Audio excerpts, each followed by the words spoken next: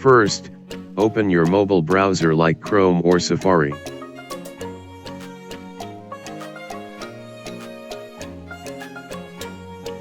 Then search for 192.168.100.1. You can see the Huawei router page. Enter root into the account. Enter admin in the password field. Now you enter the router configuration mode.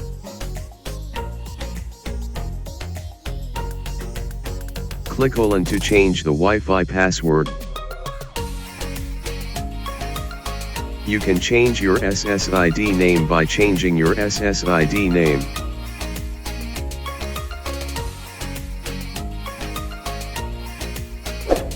Change the WPA, press hard key to change the Wi-Fi password.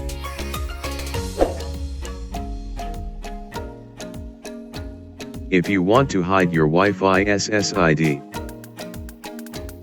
then uncheck Broadcast SSID.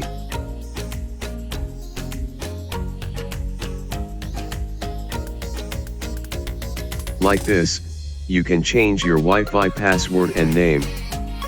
If you like my videos, please like, comment, and subscribe for more videos like this. Thank you.